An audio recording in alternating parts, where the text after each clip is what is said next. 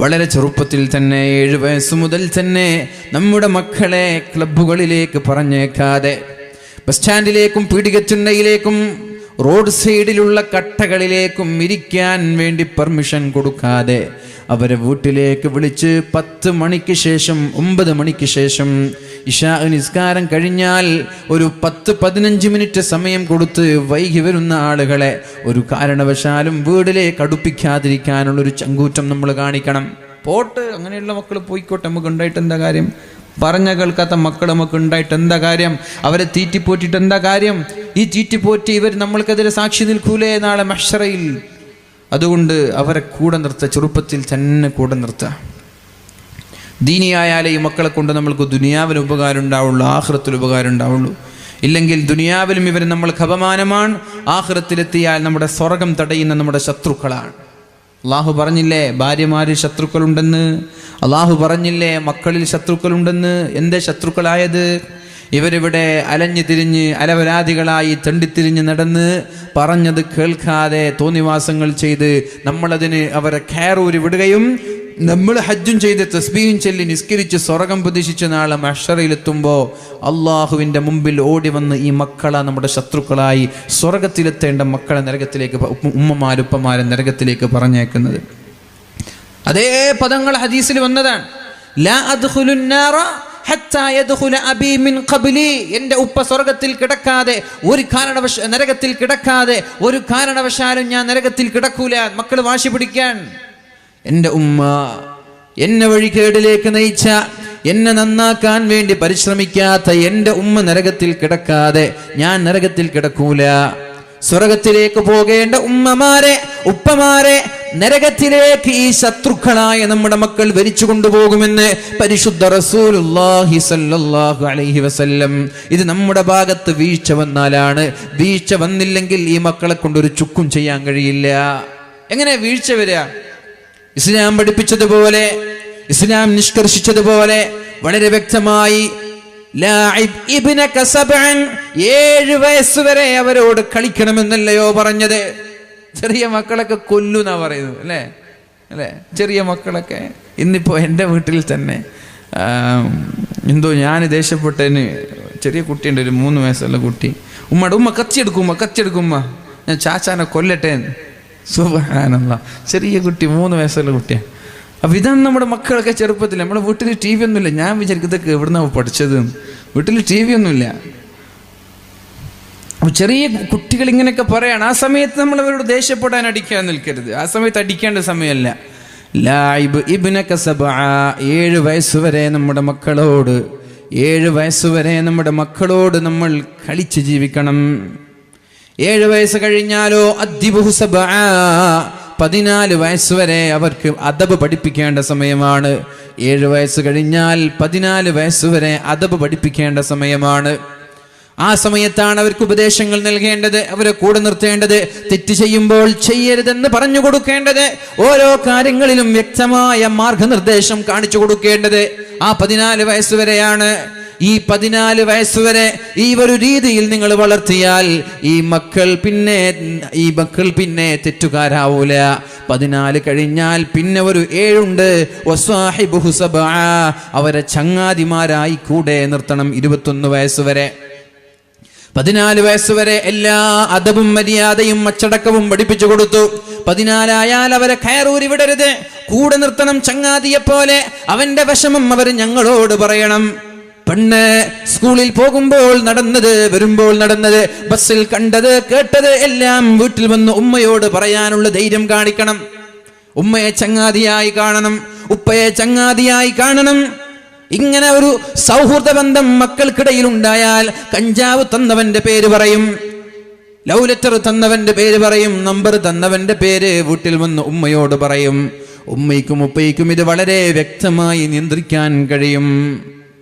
പ്രിയമുള്ള മുഅ്മിനീങ്ങളെ, ഏകദേശം ചെറിയ ഒരു കുഞ്ഞാണ് വടകര ഭാഗത്ത് കഞ്ചാവ് ഉപയോഗിച്ച്, ലഹരി ഉപയോഗിച്ച് വളരെ ക്രൂരമായി അതിൻ്റെ മാഫിയകൾ നശിപ്പിച്ചത്.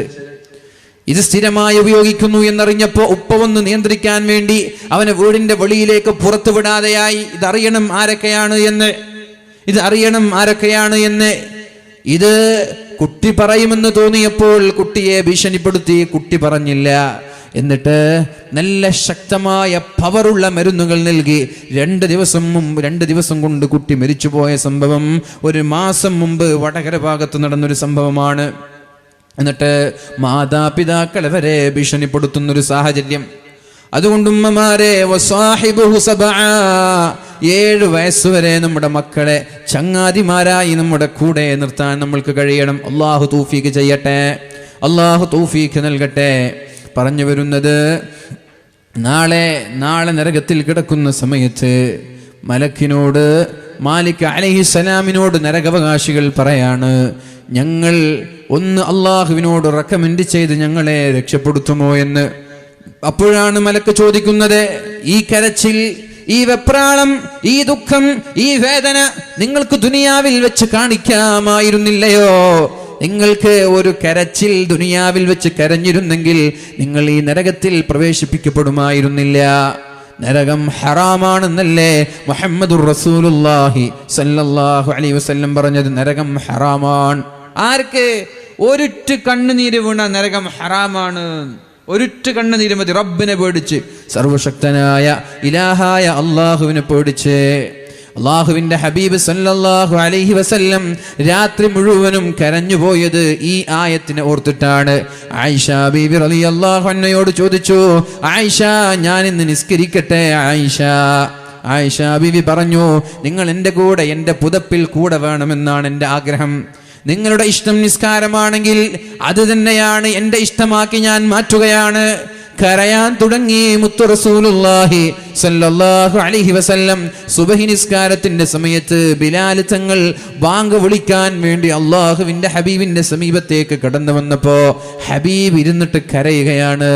യാ റസൂലല്ലാഹ്, അള്ളാഹുവിന്റെ ഹബീബേ, മുത്തുനബിയെ, ഞാൻ ചോദിക്കട്ടെ, അള്ളാഹു നിങ്ങൾക്ക് കഴിഞ്ഞതും വരാനിരിക്കുന്നതും പുറത്തു തന്നില്ലയോ? പിന്നെ നിങ്ങൾ എന്തിനാണ് ഇങ്ങനെ കരയുന്നത്? അപ്പോഴാണ് പരിശുദ്ധ ഹബീബ് പറഞ്ഞത്, ബിലാലെ, അതല്ല പ്രശ്നം. ഇന്നലെ രാത്രി എനിക്കൊരു ആയത്ത് ഇറങ്ങുകയുണ്ടായി.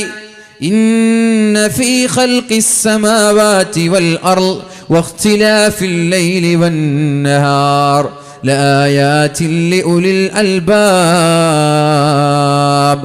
ആകാശങ്ങളെയും ഭൂമിയെയും അല്ലാഹു സൃഷ്ടിച്ചതിൽ ചിന്തിക്കുന്ന ബുദ്ധിയുള്ള ആളുകൾക്ക് ഒരുപാട് ദൃഷ്ടാന്തമുണ്ട്. ആരാണ് ബുദ്ധിയുള്ളവർ?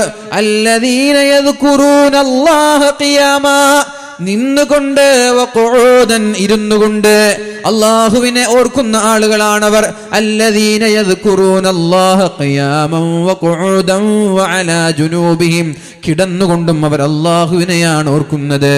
എന്നിട്ട് ആകാശങ്ങളെ കുറിച്ച്, രാത്രിയെ കുറിച്ച്, പകലിനെ കുറിച്ച് ആലോചിച്ചവര് പറയുന്നത്, റബ്ബനാ, ഞങ്ങളുടെ റബ്ബേ, മാ ഖലഖത ഹാദാ ബാതിലാ, അല്ലാഹുവേ, ഇതൊന്നും നീ വെറുതെ സൃഷ്ടിച്ചതല്ലല്ലോ. ഈ ആയത്ത് ഓതുമ്പോൾ ഇതിനെക്കുറിച്ച് ആലോചിക്കാത്തവന് നാശമുണ്ട് എന്ന് അല്ലാഹു പറഞ്ഞിരിക്കുകയാണ്. ബിലാലെ, സൂറത്തുൽ അറാഫിലെ 90-ാമത്തെ ആയത്താണെന്ന് തോന്നുന്നുണ്ട്, 90-91 ഭാഗത്താണെന്ന് തോന്നുന്നുണ്ട്. ഈ ആയത്ത് ഓതുമ്പോൾ ഇതിന്റെ അർത്ഥം ആലോചിക്കാതെ ഓതിവിടുന്ന ആളുകൾ, വൈലുൽ ലിമൻ ഖറഅഹാ വലം യതഫക്കർ ഫീഹാ, വൈലുൽ ലിമൻ ഖറഅഹാ വലം യതഫക്കർ ഫീഹാ. ഇത് ഓതുകയും ഇതിന്റെ അർത്ഥങ്ങളിലേക്ക് ഇറങ്ങി ആലോചിക്കുകയും ചെയ്യാത്ത ആളുകൾക്ക് അപകടമാണ്, നാശമാണ് എന്ന് അല്ലാഹു പറഞ്ഞപ്പോൾ ഞാൻ അതിനെക്കുറിച്ച് ഓർക്കുകയാണ് എന്ന് മുഹമ്മദുർ റസൂലുള്ളാഹി സ്വല്ലല്ലാഹു അലൈഹി വസല്ലം. ഞാനിവിടെ ഒരു 15 വർഷം മുമ്പ് ഇവിടെ എവിടെയോ ഞാൻ പ്രസംഗിച്ചിട്ടുണ്ട്. മാലിക് ദിനാർ ഇസ്ലാമിക് അക്കാഡമിയിൽ 2-3 ക്ലാസ്സിൽ പഠിക്കുന്ന സമയത്ത് ഇവിടെ ഉപ്പള കുന്നിൽ നിന്നാണ് എനിക്ക് ഓർമ്മ, എവിടെയെന്ന് എനിക്കറിയില്ല, എവിടെയോ ഞാൻ പ്രസംഗിച്ചിട്ടുണ്ട്. എൻ്റെ അന്നത്തെ പ്രിൻസിപ്പളായിരുന്ന അനസ്മുദവി ഉസ്താദിൻ്റെ കൂടെ ഞാൻ വരികയും, എന്നിട്ട് എനിക്കിപ്പോൾ ഓർമ്മ, ഞാൻ അന്ന് പ്രസംഗത്തിൽ ഉറങ്ങിയിട്ട് എൻ്റെ സ്റ്റാൻഡ് എടുക്കും വീഴാനായി. ഉസ്താദ് കുറേ നേരം പ്രസംഗിച്ച്, അപ്പോൾ ഞാനവിടെ ഇരുന്ന് പിന്നെ ഞാൻ പ്രസംഗിച്ച്, എനിക്കിപ്പോൾ ഓർമ്മ വരുത് ഇവിടെ ചുറ്റുഭാഗത്ത് എവിടെയാണ് ഉപ്പള കുന്നിൽ, ഇവിടെ തന്നെയാണെന്ന് എനിക്കറിയില്ല. 15 വർഷം മുമ്പ്. അപ്പോൾ പ്രിയമുള്ള മുഅ്മിനീങ്ങളെ, വീണ്ടും കണ്ടുമുട്ടാൻ നമ്മൾക്ക് അവസരമുണ്ടായി, അള്ളാഹു സ്വീകരിക്കട്ടെ. അപ്പോൾ അള്ളാഹു പറയാണ്, ഈ ഒരു വിഷയങ്ങളിലൊക്കെ നമ്മൾ അള്ളാഹുവിനെ കുറിച്ച് ആലോചിക്കണം, ചിന്തിക്കണം. അള്ളാഹുവിനെ കുറിച്ച് ആലോചിച്ച് കരയുന്ന ആളുകൾക്ക് ഒരു സെക്കൻഡ് മതി, നമ്മുടെ ഈച്ചയുടെ തല അതിൻ്റെ വലുപ്പമുള്ള ഒരു കണ്ണുനീർത്തുള്ളി നമ്മുടെ കണ്ണിൽ നിന്ന് വീണാൽ അതുകൊണ്ട് അവൻ നാളെ നരകത്തിൽ നിന്ന് രക്ഷപ്പെടുമെന്ന് ശഫീഉനാ റസൂലുള്ളാഹ്. വലൗ മിസ്ല റഅസി ദുബാബ്, ഈച്ചയുടെ തലയുടെ വലുപ്പമുള്ള കണ്ണുനീർത്തുള്ളി മതി എന്നാണ്. കുറേയൊന്നും വേണ്ട. അള്ളാഹിനെ പേടിച്ചിട്ട് ഒരിറ്റ് കണ്ണുനീരുണ്ടായാൽ തന്നെ നമ്മൾക്ക് രക്ഷപ്പെടാൻ കഴിയും. 3 കണ്ണുകളിൽ 1 ഹറാമിൽ നിന്ന് നിയന്ത്രിച്ച കണ്ണ്, 2 അള്ളാഹുവിനെ പേടിച്ച് കരഞ്ഞ കണ്ണ്, 3 അള്ളാഹുവിന് വേണ്ടി രാത്രി ഉറക്കൊഴിച്ച കണ്ണ്. ഈ 3 കണ്ണുകൾ നാളെ നരകത്തിൽ കിടക്കൂല. അള്ളാഹു ഇതിൽ ഏതെങ്കിലും ഉൾപ്പെടാൻ വേണ്ടി ശ്രമിക്കണ്ടേ? 3 എണ്ണത്തിൽ ഏതെങ്കിലും ഒന്നിൽ ഉൾപ്പെടണ്ടേ? 1 ഹറാമിൽ നിന്ന് കണ്ണ് നിയന്ത്രിക്കാം, 2 കരയാം, അള്ളാഹുവിനെ ഓർത്തിട്ട് കരയാം, 3 രാത്രി മുഴുവനും ഉറക്കൊഴിക്കാം, അല്ലെങ്കിൽ മിനിമം തഹജ്ജുദിന് വേണ്ടിയിട്ടെങ്കിലും എണീക്കാം. അള്ളാഹു തൗഫീഖ് ചെയ്യട്ടെ. ഈ വിഭാഗത്തിൽപ്പെട്ട ആളുകൾക്ക് നരകം ഹറാമാണെന്ന് പറഞ്ഞാൽ നരകം അവർക്ക് കിട്ടുകയില്ല, നിഷിദ്ധമാണ്. അവർ സ്വർഗത്തിൽ കിടക്കുമെന്നല്ല പറഞ്ഞത്. സ്വർഗത്തിൽ കിടക്കുമെന്ന് പറഞ്ഞാൽ കുറച്ചു കാലം നരകത്തിൽ കിടന്നിട്ട് സ്വർഗത്തിൽ എത്തുമെന്ന് വിചാരിക്കുക, അങ്ങനെയല്ല. അവർക്ക് നരകം ഹറാമാണ്. അള്ളാഹു രക്ഷപ്പെടുത്തട്ടെ. മാലിക് അലൈഹിസ്സലാമിനോട് കരയുമ്പോൾ മാലിക് അലൈഹിസ്സലാം പറഞ്ഞത് ഇങ്ങനെയാണ്: ഈ ഒരു കരച്ചിൽ ദുനിയാവിൽ വെച്ച് കരയാമായിരുന്നില്ലയോ എങ്കിൽ നിങ്ങൾക്ക് രക്ഷപ്പെടാമായിരുന്നില്ലേ എന്ന് മഹാനായ മാലിക് അലൈഹിസ്സലാം ചോദിക്കുന്നുണ്ടവരോട്. ആ സമയത്താണ് ജിബ്രീൽ അലൈഹിസ്സലാം മാലിക് അലൈഹിസ്സലാമിന്റെ സമീപത്തേക്ക് കടന്നു വരുന്നത്. അല്ല ജിബ്രീലേ, ഇവിടെ ഉമ്മത്ത് മുഹമ്മദ് ഉണ്ടല്ലോ, മുഹമ്മദ് നബിയുടെ സമുദായമുണ്ടല്ലോ എന്ന്. അതെ, ഇവിടെ ചില ആളുകളുണ്ട്, അവരുടെ മുഖം പ്രകാശിതമാണ്. അവരുടെ മുഖം, അവരുടെ ഖൽബിന്, അവരുടെ ഹൃദയത്തിന്, അവരുടെ മുഖത്തിനൊരു പ്രകാശം, വ്യത്യസ്തമായ ഒരു ഭംഗിയുണ്ട്. എന്തേ? അവർ ഉമ്മത്ത് മുഹമ്മദാണ്. അവരുടെ നെറ്റിത്തടങ്ങൾ സുജൂദ് ചെയ്തവരാണ്. അവരുടെ ഹൃദയങ്ങളിൽ ഖുർആനിന്റെ ആയത്തുകളുണ്ട്. മാലിക് അലൈഹിസ്സലാം പറയാൻ, അവരുടെ ഹൃദയങ്ങളിൽ പരിശുദ്ധമായ ഖുർആനിന്റെ ആയത്തുകൾ ഉള്ളതുകൊണ്ട്, നെറ്റിത്തടങ്ങൾ അള്ളാഹുവിന് വേണ്ടി സുജൂദ് ചെയ്യാൻ ഉപയോഗിച്ചതുകൊണ്ട് അള്ളാഹുവിന്റെ ആ ഒരു മഹത്തായ അനുഗ്രഹം ലഭിച്ച ആളുകളാണവർ. ജിബ്രീൽ അലൈഹിസ്സലാമിനെ കാണുമ്പോൾ മഹാന്മാരായ മാലിക് അലൈഹിസ്സലാം നരകാവകാശികൾക്ക് പരിചയപ്പെടുത്തി കൊടുക്കുന്നുണ്ട്. ഇത് ജിബ്രീലാണ്, അള്ളാഹുവിന്റെ ഹബീബിന് സന്ദേശം എത്തിക്കുന്ന ആളാണ്. മുഹമ്മദ് നബിയുടെ പേര് കേട്ടപ്പോൾ നരകാവകാശികളൊക്കെ സന്തോഷം കൊണ്ട് അട്ടഹസിക്കാൻ തുടങ്ങി. എന്നിട്ട് ജിബ്രീലിനോട് പറഞ്ഞു: ജിബ്രീലേ, ഒന്ന് അള്ളാഹുവിന്റെ ഹബീബിനോട് ഞങ്ങളെ രക്ഷപ്പെടാൻ പറയുമോ, ഞങ്ങളെ രക്ഷപ്പെടുത്താൻ പറയുമോ? ഒന്നും വേണ്ട, ഉമ്മത്ത് മുഹമ്മദ് താങ്കളുടെ സമുദായം നരകത്തിലാണ് എന്ന് പറഞ്ഞാൽ മതി. പരിശുദ്ധ ഹബീബിനോട്, പരിശുദ്ധ റസൂലുള്ളാഹിയോട് സല്ലല്ലാഹു അലൈഹി വസല്ലം താങ്കളുടെ സമുദായം നരകത്തിലുണ്ട് എന്ന് സൂചിപ്പിക്കണമെന്ന് മഹാനായ ജിബ്രീൽ അലൈഹിസ്സലാമിനോട് പറയുമ്പോൾ ജിബ്രീൽ അലൈഹിസ്സലാം നേരെ സ്വർഗ്ഗത്തിലേക്കാണ് പോകുന്നത്. അവിടെയാണ് പരിശുദ്ധ റസൂലുള്ളാഹി സല്ലല്ലാഹു അലൈഹി വസല്ലമ തങ്ങളുള്ളത്. പരിശുദ്ധ ഹബീബിനോട് വിശേഷങ്ങൾ അന്വേഷിച്ചു. നരകത്തിൽ നിങ്ങളുടെ സമുദായമുണ്ട് എന്ന് പറയുമ്പോൾ അള്ളാഹുവിന്റെ ഹബീബിന് സഹിക്കാൻ കഴിഞ്ഞില്ല. പിന്നെ സ്വർഗ്ഗത്തിലാണ് എന്ന പരിസരബോധം പോലും ഇല്ലാതെ റസൂലുള്ളാഹി സ്വല്ലല്ലാഹു അലൈഹി വസല്ലമ തങ്ങൾ നേരെ നരകത്തിലേക്ക് കടന്നു വന്നിട്ട് നരകക്കാരന്റെ കൈ പിടിച്ച് എല്ലാ ആളുകളെയും സ്വർഗ്ഗത്തിലേക്ക് കൊണ്ടുപോകുമെന്ന് മുഹമ്മദുർ റസൂലുള്ളാഹ്. അല്ലാഹു ഇവരിൽ പെടുത്താൻ വേണ്ടി ദുആ ചെയ്യണ്ട, ഇവരിൽ പെടാൻ വേണ്ടിയിട്ട് ദുആ ചെയ്യണ്ട. നമുക്ക് ഇവരിലല്ല പെടേണ്ടത്. നമ്മൾക്ക് ആരിലാ പെടേണ്ടത്? ഒരു സെക്കൻഡ് പോലും നരകത്തിൽ കിടക്കാത്ത സ്വർഗം നമ്മൾക്ക് ലഭിക്കണം. ഹിസാബില്ലാത്ത, അദാബില്ലാത്ത സ്വർഗം ലഭിക്കണം. അല്ലാഹുവേ, അവരിൽ ഞങ്ങളെ ഉൾപ്പെടുത്തണേ അല്ലാ, അവരിൽ ഞങ്ങളെ ഉൾപ്പെടുത്തണേ അല്ലാ. ഹിസാബില്ലാതെ, അദാബില്ലാതെ സ്വർഗത്തിലേക്ക് കടക്കുന്ന മുത്തഖീങ്ങളിൽ ഉൾപ്പെടുത്തണേ അല്ലാ. പറഞ്ഞു വരുന്നത്, അള്ളാഹു പറയാണ്, 2 വിഭാഗം ആളുകളാണുള്ളത്. ചില ആളുകൾ നരകത്തിലാണ്. ഏതുവരെ? ഖിയാമത്ത് നാള് കഴിഞ്ഞ് ആകാശങ്ങളും ഭൂമിയും നിലനിൽക്കുന്ന കാലത്തോളം, അഥവാ അനന്തമായി മരണമില്ലാത്ത കാലം വരെ അവർ നരകത്തിലാണ്. ചില ആളുകൾ നരകാവകാശികളല്ല, ഇവർ വിജയിച്ചവരാണ്, ഇവർ സ്വർഗത്തിലാണ്. ഇവരും അനന്തമായി, മരണമില്ലാതെ അനന്തമായി ഒരുപാട് കാലം സ്വർഗത്തിൽ കിടക്കുന്നവരാണ് എന്ന് അള്ളാഹു നമ്മോട് പഠിപ്പിക്കുമ്പോൾ, മരണമില്ലാത്ത ആ സ്വർഗത്തിലേക്ക് പുറപ്പെടാനുള്ള ജൈത്രയാത്രയിലാണ് നമ്മൾ. ആ സ്വർഗം എത്തിപ്പിടിക്കാനുള്ള മത്സരത്തിലാണ് നമ്മൾ. ആ സ്വർഗം എത്തിപ്പിടിക്കാനുള്ള അതീവ പ്രയത്നത്തിലാണ് നമ്മൾ. അള്ളാഹു നമ്മൾക്ക് സ്വർഗം നൽകട്ടെ. അതിനുള്ള 8 വിജയമന്ത്രങ്ങളാണ് വിശദീകരിക്കാതെ ഞാൻ വളരെ വേഗത്തിൽ പറയാൻ പോകുന്നത്.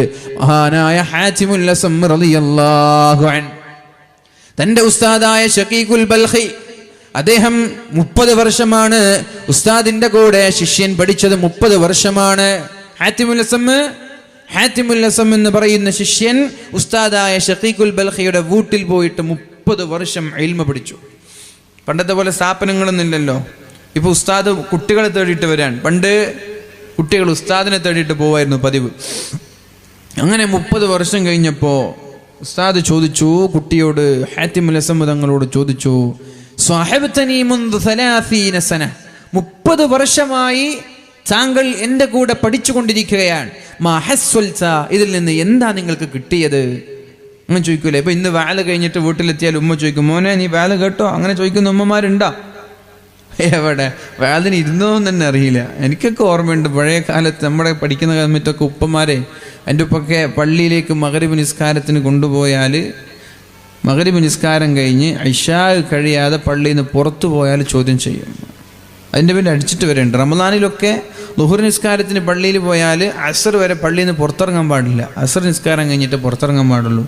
ഒരു ദിവസം അങ്ങനെ ഇറങ്ങി മെല്ലെ വന്നപ്പോൾ ഉപ്പ ഞാനറിയാതെ പിന്നാലെ വന്നിട്ട് എവിടെയൊക്കെ പോകുന്നത്. ഇതൊക്കെ ചെയ്യേണ്ട ഒരു വിഷയം. നമ്മൾ ഇത്രയും സൂക്ഷ്മമായി മക്കളെ നിരീക്ഷിച്ച് പഠിപ്പിക്കേണ്ടതുണ്ട്. ഇല്ലെങ്കിൽ പിന്നെ ഉപ്പയും ആവുന്നതിൽ അർത്ഥമില്ലല്ലോ. അപ്പോൾ ഇവിടെ എൻ്റെ മക്കൾ ഇവിടെ വാല് കേട്ടിട്ടുണ്ടോ എന്ന് വരെ പല ഉമ്മമാർക്കറിയില്ല, പല ഉപ്പമാർക്കറിയില്ല. എൻ്റെ മക്കൾ ഇവിടെ ഉണ്ടോ, വന്നിട്ടുണ്ടോ, അല്ല വീട്ടിലാണോ, അല്ല ക്ലബിലാണോ, അല്ല അങ്ങാടിയിലാണോ എന്ന് വരെ നോക്കൂല.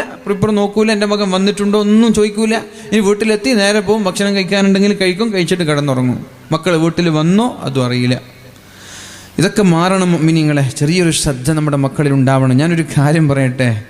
കാസർഗോഡ് ജില്ലയിൽ കാഞ്ഞങ്ങാടിൽ ഒരു വലിയൊരു ഉറൂസ് നടക്കുന്ന ഒരു സ്ഥലത്ത് ഒരു RSSകാരൻ പർദ്ദയിട്ട് സ്ത്രീകളുടെ സദസ്സിലേക്ക് വന്നൊരു സംഭവം ഒരാഴ്ച മുമ്പ് നടക്കേണ്ടായി. പർദ്ദയിട്ടിട്ട് പെണ്ണുങ്ങളെ ഭാഗത്തേക്ക് ഒരു RSSകാരൻ, എൻ്റെ സുഹൃത്താണ് പിടിച്ചത്, ആളെ പിടിച്ചത്. ഇങ്ങനെ നടക്കാണ്, പർദ്ദയിട്ടിട്ട് ഇങ്ങനെ നടക്കാണ്. നടത്തത്തിൽ എന്തോ ഒരു പന്തികേട് തോന്നിയപ്പോൾ പിന്നാലെ ഫോളോ ചെയ്തു. ആണ് നടക്കുന്ന പെണ്ണ് നടക്കുന്നൊരു വ്യത്യാസമില്ലേ? ആണ് മസിൽ പിടിച്ച് നടക്കും, പെണ്ണ് കൊഞ്ചി നടക്കൂലേ? അപ്പോൾ എന്തൊരു വ്യത്യാസം തോന്നിയിട്ട് അങ്ങനെ ഫോളോ ചെയ്തു. സ്ത്രീകളുടെ ഭാഗത്തേക്ക് കയറി. സ്ത്രീകളുടെ ഭാഗത്തേക്ക് കയറിയപ്പോൾ ഇവൻ്റെ പരിചയമുള്ള സഹോദരന്മാരൊക്കെ വിളിച്ചൊന്ന് നോട്ട് ചെയ്യാൻ പറഞ്ഞു. ശിവർക്കൊന്നും ഇതിൽ സംശയം തോന്നിയില്ല. ശിവനിങ്ങനെ സംശയമുണ്ട്. കുറേ നേരം നോക്കിയപ്പോൾ അതേ പെണ്ണ് ഇങ്ങനെ പുറത്തു വരുന്ന കണ്ടു. പുറത്തു വരുന്ന കണ്ടപ്പോൾ ഫോളോ ചെയ്തു. ബാക്കിൽ ഒരാളുണ്ട് എന്നറിഞ്ഞപ്പോൾ സ്പീഡ് കൂട്ടി. പേര് ചോദിച്ചു. കൃത്രിമമായ ശബ്ദത്തിൽ എന്തോ പറഞ്ഞു. കൈ പിടിച്ചു. കൈ പിടിക്കുമ്പോൾ കൈ തട്ടുമ്പോൾ ആണിൻ്റെ കൈയും പെണ്ണിൻ്റെ കൈയും കണ്ടാൽ അറിയില്ലേ? പർദ്ദ വിളിച്ചൂരി നോക്കുമ്പോൾ നല്ല മീശക്കുള്ള നല്ലൊരു ചെറുപ്പക്കാരൻ. കയ്യൊറയുണ്ട്, മുഖം മറിച്ചിട്ടുണ്ട്, പർദ്ദ ഇട്ടിട്ട് ഒരാഴ്ച മുമ്പ് ഒരു ഉറൂസിൽ പങ്കെടുത്താണ്.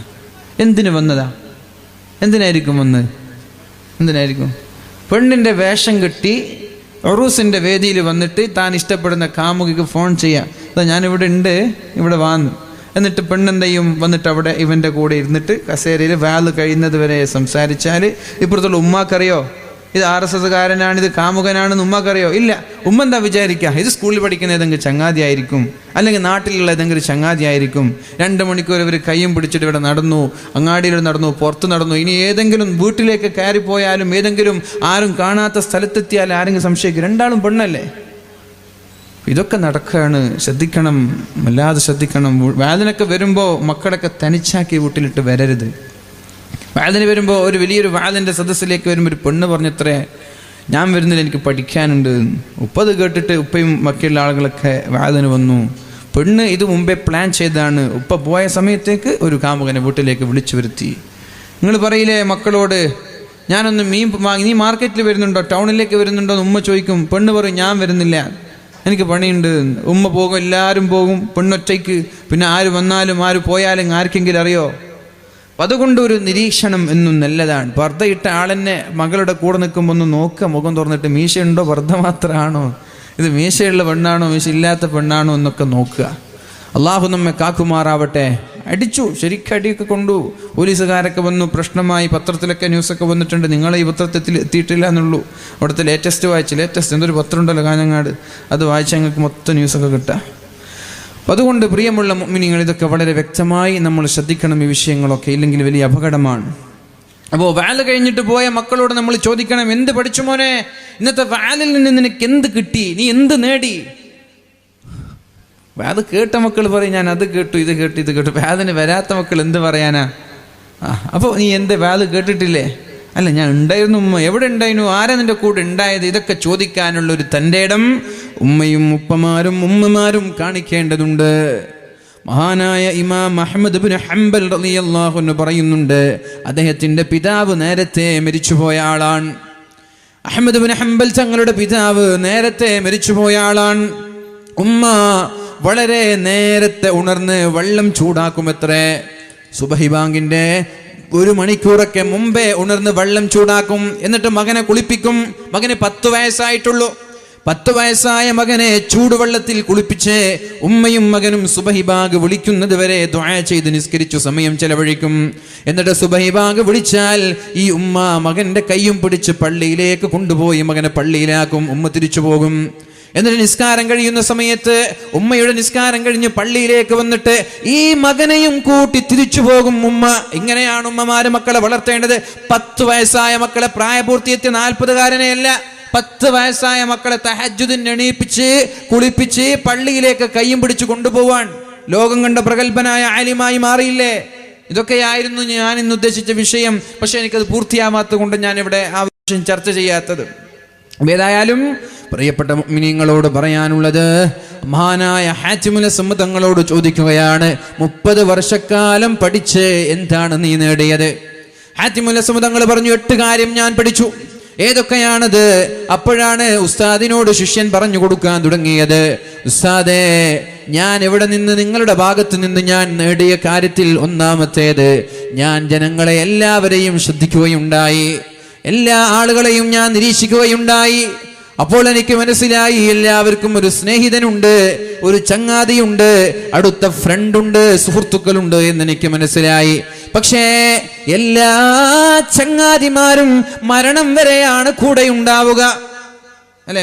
മരണം വരെയല്ലേ നമ്മുടെ ചങ്ങാതിമാരൊക്കെ കൂടെ ഉണ്ടാവുക. എത്ര ബെസ്റ്റ് ഫ്രണ്ടാണെന്ന് പറഞ്ഞാലും, ഞാൻ ജീവൻ കൊടുക്കുന്നൊക്കെ പറഞ്ഞാലും, മരിച്ചാൽ പിന്നെ നമ്മളെ കൂടെ അവരുണ്ടാവില്ല. ചില ചങ്ങാതിമാര് നമ്മുടെ ജനാസ ചുമന്നിട്ട് ഖബറിലേക്ക് കടന്നു വരും. ഖബർ വരെ ഒരുപടി മണ്ണ് വാരി നമ്മളിലേക്ക് എറിയും. മിൻഹാ ഖലഖ്നാകും, ഇതിൽ നിന്നാണ് ഞാൻ നിന്നെ സൃഷ്ടിച്ചത്. വഫീഹാ നുഈദുകും, ഇതിലേക്കാണ് ഞാൻ നിങ്ങളെ മടക്കുന്നത്. വമിൻഹാ നുഖ്രിജുകും താറതൻ ഉഖ്റാ, ഇനി ഞാൻ നിങ്ങളെ വീണ്ടും കൊണ്ടുപോകുന്നത് ഇതേ മണ്ണിൽ നിന്നാണ്. ഇത് പറഞ്ഞ് ഒരുപടി മണ്ണ് വാരി ഏത് വലിയ ചങ്ങാതിയാണെങ്കിലും തിരിച്ചു പോവാൻ, ഭാര്യ ഇല്ല, മക്കൾ, മാതാപിതാക്കൾ, കുടുംബക്കാർ, നാട്ടുകാർ, അവരെല്ലാവരും ഖബർ വരെ കടന്നു വന്ന് നേരെ തിരിച്ചു പോവുകയാണ്. ഈ ചങ്ങാതിമാരുണ്ടായിട്ട് എനിക്കെന്തുപകാരം? ഈ ചങ്ങാതിമാരുണ്ടായിട്ട് എനിക്കെന്തുപകാരം? A friend in need is a friend indeed. നമ്മൾ പറയില്ലേ, നമ്മളെ ഉപകരിക്കുന്ന ചങ്ങാതിയാണ്, ആവശ്യത്തിന് കിട്ടുന്ന ചങ്ങാതിയാണ് യഥാർത്ഥ ചങ്ങാതി. വലിയ ചങ്ങാതിയൊക്കെ ആകും, ഫുഡൊക്കെ അടിക്കാൻ കൂടെ ഉണ്ടാകും. ഒന്ന് ഫോൺ വിളിച്ചിട്ട് ഒരു 1,00,000 രൂപ തരുമോ, 1,00,000 രൂപ തരുമെന്ന് വെച്ചാൽ പിന്നെ എന്താ എനിക്ക് കേട്ടിട്ടില്ല, റേഞ്ച് ഇല്ല എന്ന് പറഞ്ഞ് ഫോൺ കട്ട് ചെയ്യും. അങ്ങനെയല്ല കുറച്ച് ചങ്ങായിമാർ, പൈസ ഇങ്ങോട്ട് ചോദിക്കുമ്പോൾ റേഞ്ച് ഉണ്ടാവില്ല. അങ്ങനെ കുറച്ച് ചങ്ങായിമാരുണ്ട്. അപ്പം നമ്മൾക്ക് ഉപകാരത്തിന് കിട്ടാത്ത ചങ്ങാതിമാരെ കൊണ്ട് എന്ത് നേട്ടം? ചങ്ങാതിമാരാണെങ്കിൽ നമുക്ക് ഉപകാരം വേണ്ടേ? ദുനിയാവിൽ അവരെ കൊണ്ട് ഉപകാരം കിട്ടിയിട്ട് കാര്യമില്ല. എനിക്ക് ഉപകാരം വേണ്ടത് ആഖിറത്തിലാണ്. ഞാൻ ആലോചിച്ചു, എൻ്റെ കബറിടം വരെ വന്ന് തിരിച്ചു പോകുന്ന ചങ്ങാതിമാരുണ്ടായിട്ട് എനിക്കൊരു ഉപകാരമില്ല. അന്നു മുതൽ ഞാനൊരു തീരുമാനമെടുത്തോ, എനിക്ക് ചങ്ങാതി വേണ്ടത് ആരാരുമില്ലാതെ ഒറ്റയ്ക്ക് കിടക്കുന്ന എൻ്റെ കബറിടത്തിലേക്ക് വരുന്ന ചങ്ങാതിമാർ. എൻ്റെ കബറിടത്തിലേക്ക് ചങ്ങാതി വരണം. ആ ചങ്ങാതി ഉണ്ടെങ്കിൽ എനിക്ക് ഉപകാരമുള്ളൂ. ആ ചങ്ങാതി ആരാണ്? ഞാൻ ആലോചിക്കാൻ തുടങ്ങി. എൻ്റെ കബറിടത്തിൽ എൻ്റെ കൂടെ കിടക്കുന്ന ചങ്ങാതി ആര്? ഞാൻ ആലോചിക്കാൻ തുടങ്ങി. ഒറ്റയ്ക്ക് എനിക്ക് കിടക്കാൻ കഴിയില്ല. അപ്പോഴാണ് എനിക്ക് മനസ്സിലായത്, സൽപ്രവർത്തനങ്ങളാണ് എൻ്റെ കൂടെ ഖബറിലേക്ക് വരുന്ന ചങ്ങാതിമാർ. വേറൊരാളും വരൂല. സൽപ്രവർത്തനങ്ങൾക്കല്ലാതെ വേറെ ഒരാൾക്കും എൻ്റെ ഖബറിടത്തിലേക്ക് കടന്നു വരാൻ കഴിയൂല എന്നെനിക്ക് മനസ്സിലായി. അപ്പൊ ഞാൻ എൻ്റെ കബറിടത്തിലേക്ക് വരുന്ന ചങ്ങാതിമാരെ ഞാൻ എൻ്റെ ഫ്രണ്ടാക്കി, എൻ്റെ ചങ്ങാതിയാക്കി, എൻ്റെ സ്നേഹിതനാക്കി. ആരൊക്കെയാണ് കബറിടത്തിലേക്ക് കടന്നു വരുന്ന ചങ്ങാതി? ആരൊക്കെയാണ്? മഹാനായ റസൂലുള്ളാഹി സ്വല്ലല്ലാഹു അലൈഹി വസല്ലമ തങ്ങൾ പറയാണ്, 4 കാര്യങ്ങൾ ചെയ്താൽ നിങ്ങൾക്ക് ഖബറിന്റെ അദാബിൽ നിന്ന് രക്ഷപ്പെടാം. 4 കാര്യങ്ങൾ ചെയ്താൽ ഖബറിന്റെ അദാബിൽ നിന്ന് രക്ഷപ്പെടാം. 4 കാര്യങ്ങൾ ചെയ്താൽ നിങ്ങളുടെ ഖബറിടം വിശാലമാകും, നിങ്ങളുടെ ഖബറിടം പ്രകാശിപ്പിക്കപ്പെടും. നിങ്ങളുടെ ഖബറിടത്തിന് വീടിനേക്കാളും വിശാലത, വീടിനേക്കാളും ഭംഗി, വീടിനേക്കാളും വെളിച്ചം, വീടിനേക്കാളും സൗകര്യം നിങ്ങളുടെ ഖബറിടമായി മാറും. വീടിനേക്കാളും സുഖമുണ്ടെങ്കിൽ വീടിനേക്കാളും നല്ലത് ഖബറല്ലയോ? അല്ലേ? നമ്മുടെ വീടിനേക്കാളും സുഖം ഖബറിലുണ്ടെങ്കിൽ വീടാ നല്ലത് ഖബറാണോ? ഏതാ നല്ലത്? ഖബറല്ലേ? അപ്പൊ ഖബറല്ലേ നല്ലത്? അങ്ങനെ പറഞ്ഞത്, അല്ലാഹുമ്മ അബ്ദിൽഹു ദാരൻ ഖൈറൻ മിൻ ദാരിഹി. അല്ലാഹുവേ, ഇയാളുടെ വീടിനേക്കാളും നല്ല ഒരു വീട് നീ നൽകണേ അല്ലാ. ഖബറിനെ പറഞ്ഞത്. അല്ലാഹുവേ, ഇയാളുടെ ഖബറിനെ ഇയാളുടെ വീടിനേക്കാളും നല്ല വീടാക്കി മാറ്റണേ അല്ലാ എന്ന് മയ്യിത്ത് നിസ്കാരത്തിൽ നമ്മൾ ദുആ ചെയ്യാറുണ്ട്. അപ്പോൾ 10,000 സ്ക്വയർ ഫീറ്റിന്റെ വീടെടുത്ത 2 കോടി 3-4 കോടിയൊക്കെ ചെലവഴിച്ച വീടാണ്. അവൻ നല്ല മുത്തഖിയാണെങ്കിൽ അവൻ്റെ 10,000 സ്ക്വയർ ഫീറ്റിനേക്കാളും വലുപ്പം അവൻ്റെ ഖബറുണ്ടാവും. അവൻ്റെ ഇവിടെയൊക്കെ ഒരു നമ്മൾ ആർക്കിടെക്ചറൊക്കെ കൊണ്ടുവന്നു, എഞ്ചിനീയർമാരൊക്കെ കൊണ്ടുവന്നു, മനോഹരമാക്കുന്നതിനൊരു ലിമിറ്റില്ലേ? പൈസ എത്ര ഉണ്ടെങ്കിലും ഇത് ചെയ്യുന്നതിനൊരു ലിമിറ്റില്ലേ? ചെയ്യാൻ പറ്റുന്ന ആളുകൾക്കൊരു കഴിവിൻ്റെ ഒരു ലിമിറ്റില്ലേ? പക്ഷെ ഖബർ അങ്ങനെയല്ല. ഖബർ ഇവിടെ ചെയ്ത ഇന്റീരിയറിനേക്കാളും ഫർണിച്ചറുകളെക്കാളും ഇവിടെ എന്തൊക്കെ ചെയ്തിട്ടുണ്ട് അതിനേക്കാളൊക്കെ മനോഹരമാണ് അവിടെ നമ്മൾ വിചാരിച്ചത് അവിടെ ഉണ്ടാവുക. അപ്പോൾ എത്ര വലിയ കോടീശ്വരനാണ്, അത്രയും മനോഹരമായ വീട് കെട്ടിയിട്ട് അയാൾ മുത്തഖിയാണെങ്കിൽ ആ വീടിനേക്കാളും നല്ല വീട് ഖബറിലുണ്ടാകും. ഈ അടുത്തൊരു വലിയൊരു മുതലാളി ഒരു 15 കോടിയുടെ ഒരു വീടിൻ്റെ പ്ലാൻ കാണിച്ചു. 15 മാസം കൊണ്ട് ആ വീട് നിർമ്മിച്ചു കൊടുക്കണം എന്നതാണ് എഞ്ചിനീയറിന് കൊടുത്ത നിർദ്ദേശം. ഒരു ദിവസം വൈകിയ എഞ്ചിനീയറിന് ഫൈനാണ്. 15 മാസം എന്ന് പറഞ്ഞാൽ 1.5 വർഷം കൊണ്ട് ആ വീട് നിർമ്മിച്ച് കൊടുക്കണം. ഇപ്പോൾ തുടങ്ങിയിട്ടില്ല വീട്, ഇപ്പോൾ എടുത്തിട്ടാണ് കുറ്റിയിട്ടത്. വലിയൊരു മുതലാളിയാണ്, ഗൾഫിലൊക്കെ ഉള്ള പ്രവാസി ലോകത്തുള്ള.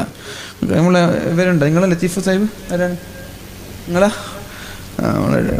മസ്കറ്റിൽ ടീ ടൈം ഒക്കെ അറിയില്ലേ?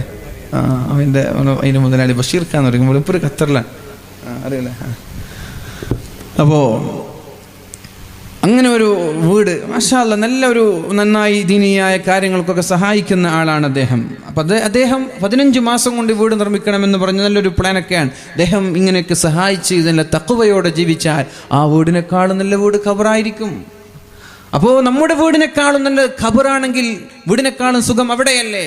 അല്ലാഹുമ്മ അബ്ദിൽഹു ദാരൻ ഖൈറൻ മിൻ ദാരിഹി വഅഹ്ലൻ ഖൈറൻ മിൻ അഹ്ലിഹി. അല്ലാഹുവേ, കുടുംബത്തെക്കാളും നല്ല കുടുംബം നീ ഖബറിൽ കൊടുക്കണേ അല്ലാ. ഇതിന്റെ അർത്ഥം എന്താ? നമ്മുടെ കുടുംബത്തെക്കാളും നല്ല കുടുംബം ഖബറിൽ കിട്ടുമെന്നാണ്. അപ്പോൾ നമ്മുടെ കുടുംബത്തെക്കാളും നല്ല കുടുംബം ഖബറിലുണ്ടെങ്കിൽ പേടിക്കാനുണ്ടോ? ഒരു പേടിയില്ല. കാരണം ഇവിടത്തെക്കാളും രസം അവിടെയാണ്. തമാശകൾ പറയാ, ചങ്ങാതിമാര്, ഫാമിലി ഫ്രണ്ട്സ് എല്ലാം അവിടെ ഉണ്ട്. ഇവിടെക്കാളും സുഖം അവിടെയാണ്. പിന്നെ പറയുന്നത് അല്ലാഹുവേ, ഭാര്യയെക്കാളും നല്ല ഭാര്യ അവിടെ കൊടുക്കണേ അല്ലാ. ഭാര്യയെക്കാളും നല്ല ഭാര്യ ഖബറിൽ കിട്ടിയാൽ സന്തോഷം തന്നെയല്ലേ? നാട്ടിൽ കിട്ടിയാലും സന്തോഷമാണ്. പിന്നെ ഖബറിൽ പറയണ്ടല്ലോ അല്ലേ? ഭാര്യയെക്കാളും നല്ല ഭാര്യ ഖബറിൽ കിട്ടി, അൽഹംദുലില്ലാ, വലിയ സന്തോഷമാണ്. നീതിവളെ കൊണ്ട് തോറ്റുപോയി പഠിച്ചോനെ, എന്തൊരു ചൊറ, എന്തെങ്കിലും ഒന്ന് പറഞ്ഞ അപ്പോഴേക്കും പരാതിയായിട്ട് വരും.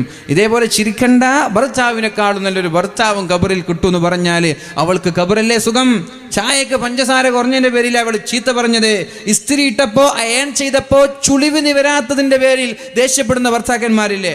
ഇവൾക്ക് ഇസ്തിരിട്ട് കൊടുക്കാൻ വല്ല കടമയും ബാധ്യതയുണ്ടോ? ഭർത്താവിന്റെ കുപ്പായം തേച്ചു കൊടുക്കാനൊന്നും ഇവളെ പണിയല്ല, ഭാര്യയുടെ ഡ്യൂട്ടിയല്ല. ഇവൾ സ്നേഹം കൊണ്ട് ചെയ്തു കൊടുത്തതിൽ എന്തെങ്കിലും ഒരു കുറവ് വന്നാൽ അതിനെ പിടിച്ചിട്ട് ചീത്ത പറയുന്ന ആളുകളില്ലേ? അലക്കുമ്പോ കറ പോവാകാത്തതിന്റെ പേരിൽ ഇല്ലേ ചീത്ത പറയാറില്ലേ? അവൾക്ക് അതിന്റെ ആവശ്യമില്ല. ചോദിച്ചാൽ ക്യാഷ് കൊടുക്കേണ്ടവരാണ് ഭർത്താക്കന്മാർ. എന്ത് പേരിലാണ് നമ്മൾ ചീത്ത പറയാ? അപ്പൊ ഈ ചൊറ പിടിച്ചൊരു ഭർത്താവിനേക്കാൾ നല്ലൊരു ഭർത്താവ് ഖബറിൽ കൊടുക്കണേ അല്ലാ. അപ്പൊ ഖബറിൽ നമ്മുടെ ഭർത്താവിനേക്കാൾ നല്ല ഭർത്താവ് കിട്ടിയ ഖബറല്ലേ സുഖം? ഇയാളെ ചീത്ത കേൾക്കണോ? ഇയാളെ അങ്ങനെ കുരുട്ടു പിടിച്ച മുഖം കാണണോ? അല്ലേ? എന്തോ ഇങ്ങനെ തലയിൽ വെച്ച പോലെ ഭാരം പിടിച്ച മുഖം കാണണോ? വേണ്ട. അപ്പൊ അതാണ് സുഖം.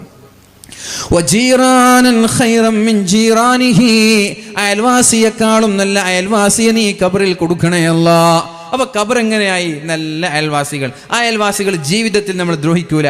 നല്ല കുടുംബക്കാർ, അവരൊരിക്കലും കുറ്റപ്പെടുത്തൂല. നല്ല ഭാര്യ, നല്ല ഭർത്താവ്, നല്ല വീട്.